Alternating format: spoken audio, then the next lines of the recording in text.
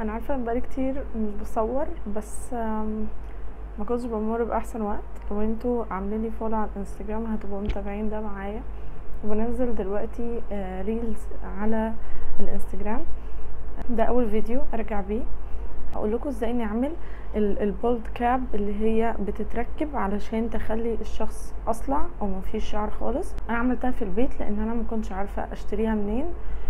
ولما لقيتها سعرها غالي جدا، وانا مجرد بتعلم وبجرب، مش هدفع يعني في حاجه زي دي فلوس وفي الاخر تيجي تتقطع مني او كده وانا بتعلم.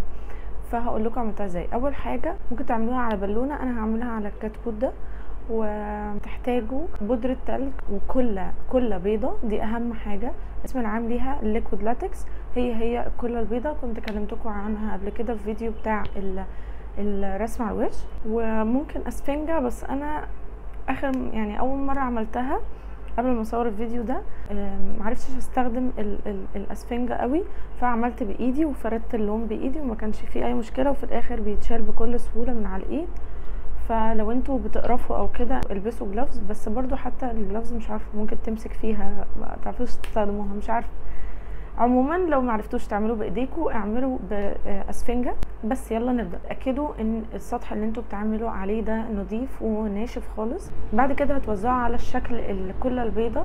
لو على بالونه فانتوا هتعملوا شكل راس الانسان، ولو على الكتكوت ده هنزل شويه تحت القوره علشان لما اجي احطه عليا هحتاج ان انا اقص شويه، فلازم اعمل حسابي في الحته دي ما يجيش حاجه على هدومكم، لان الكلة البيضة دي بتبوظ الهدوم ومش بتروح خالص، وريحتها وحشة جدا جدا جدا.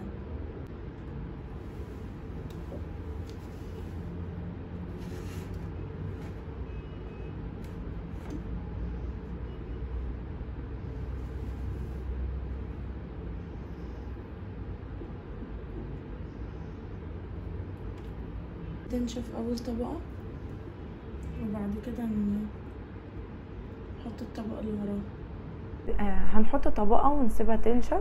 بعد كده نحط طبقه تانية وتالتة ورابعه. يعني انا تقريبا حطيت 3 ل 4 طبقات، لان انا هستخدمها مره وهرميها على طول، فما كان يعني ما كنتش عايزاها تبقى سميكه قوي. ده شكله كده بعد ما نشفت اول طبقة، بتبقى شفافة ومش باينة خالص. احط بقى تاني طبقة.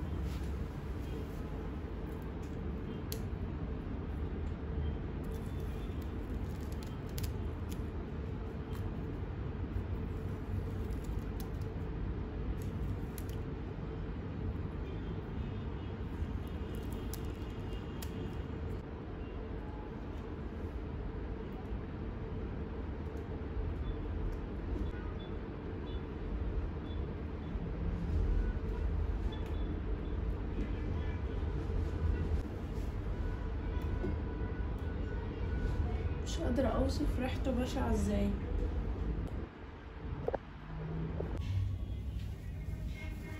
بعد كده هنحط البيبي باودر من فوق، علشان الحتة دي كده ملزقة شوية.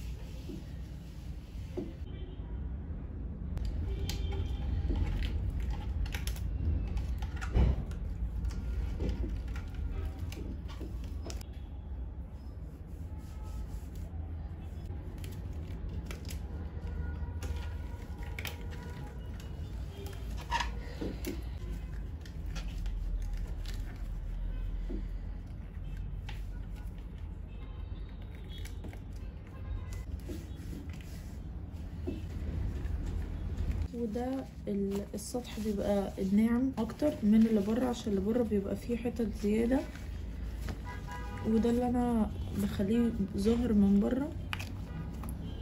انا بصراحه لما ركبتها من غير ميك اب ما كانش شكلها حلو فما اتصورتش، فهحط لكم صور بالميك اب وانا بشيلها.